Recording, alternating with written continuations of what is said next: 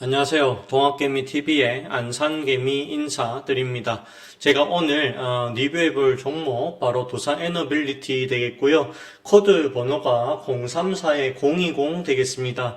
금일 현재 시간 2024년도 10월 21일 오후 1시 09분 지나가고 있습니다. 두산 에너빌리티 같은 경우는 이제 가면 갈수록 위쪽에서 이 매물이 있어가지고요, 저항을 계속 받을 수밖에 없다라고 보시면 되겠습니다. 따라서 수익이 날 때마다 조금씩은 비중을 줄이는 것이 맞습니다. 그렇다고 해서 이 원전이 끝이 났느냐? 그렇지 않습니다. 왜 그러냐면은요, 이 구글에서도 지금 뭐라고 합니까? 결국에는 SMR 쪽, 이쪽을 더 필요하다라고 얘기를 했던 거고요. 최근에 아마존에서도 SMR이 필요하다라고 이야기를 했습니다. 그래서 이 원전에 대한 테마가 이게 완전히 호구가 아니고 살아있는 테마다, 요렇게 판단을 해보시면 또 좋지 않을까, 그 생각이 조금 많이 듭니다. 또한 이 윤석열 정부에서 지금 추구자 하는 게 원전에 대한 부분이죠. 그래서 이 체코 원전도 성공했던 것이고요. 그래서 이 필리핀하고도 손을 잡았던 것이죠. 이 원전에 대한 부분들 얘기를 좀 했다라는 것입니다. 자, 대통령실에서 어제 뭐라고 했습니까? SMR 4개를 건설 계획이 있다. 11차 전력수급 기본계획에 반영하겠다라고 얘기를 했습니다. 자, 여기 보시면은 전기 발전 용량상 용량이 170MW에서 350MW인 SMR 4개를 정도를 묶어야 대형 원자력 발전소 1개에 해당하는 출력이 나온다라고 얘기를 합니다. 그러면서 지금 현재 SMR 요 4개를 건설을 하겠다라고 얘기를 하고 있습니다. 그렇다고 하면 아직까지도 이 원전에 대한 이슈가 살아있다라는 거, 요거를 좀 보시는 게 맞겠죠. 하지만 이 두산 에너빌리티 같은 경우에는 정말 쉽지가 않은 종목입니다. 장중에 한때 25,000원까지 간 적이 있지만 그 이후에 계속 좀 하락이 나왔고요. 이제 겨우 2만원 정도를 겨우 복귀했습니다. 따라서 욕심을 부리기보다는요, 저는 이 종목을 조금씩은 그래도 차익 실현을 해서 조금은 가볍게 가져가시는 그 전략이 맞다. 물론 더 갈 수는 있습니다만 이거를 너무 많은 비중으로 들어가게 되면 아마 시장에 의해서 소외를 받을 확률이 높다.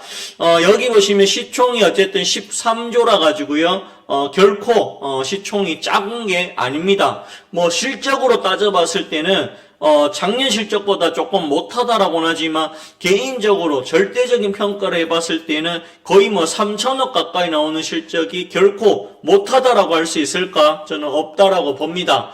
더군다나 알짜배기 회사였던 두산바켓이 로보틱스 밑으로 가버렸죠. 그래서 요렇게 이제 합병이 된다라고 하고, 에너빌리티 밑에는 두산 퓨얼셀 하나 남았습니다.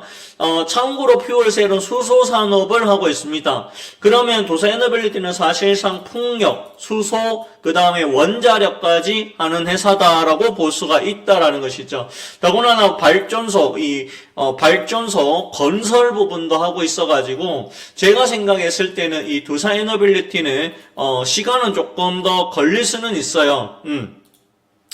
시간은 조금 더 걸릴 수는 있지만 제가 생각했을 때는 충분히 밑쪽으로 향할 확률이 높지 않을까, 이렇게 보고 있습니다. 다만 이 종목이 또다시 위로 향하다가 또 불발이 된다면 빠질 수 있기 때문에 이 부분을 조금 생각해 보셔야 됩니다. 개인적으로 저는 2만원 위에서는 신규 매수는 지금은 하지 않는 게 좋고요. 보유자분들이라고 하면 조금 더 가지고 가겠다, 이렇게 볼 수 있겠죠. 하지만 역시나 마찬가지로 비중은 줄여 나가시는 것이 중요하다, 요 말씀을 전해드립니다. 두산 에너빌리티가 급등이 나오려고 하면 역시나 시장에서 원전에 대한 이슈가 나와줘야 되는데요. 조금 전에 나왔었던 이 대통령실에서 나왔던 요 이슈로는 오늘 조금 약했다라고 보시면 되겠죠. 요때 이제 최근에 올라갔던 것 중에 뭐 필리핀의 SMR 또는 이 원전, 여기 관련해가지고 MOU 체결을 했다. 뭐, 요런 이야기, 또는 여기서는 체코 원전에 대한 이슈로 올라갔었죠. 역시나 이 종목은 원전에 대한 이슈가 크게 나와줘야 됩니다. 그런데, 어쨌든 간에 그 최근에 올라갔던 건 아까도 말씀드렸지, 구글과 아마존의 SMR, 원전에 대한 관련 이슈 좀 올라갔던 것이고요. 그리고 두산 에너빌리티는 실제로 이 SMR 쪽에서는 상당히 특화가 되어 있습니다. 상당히 높은 기술력을 가지고 있다라는 것이죠.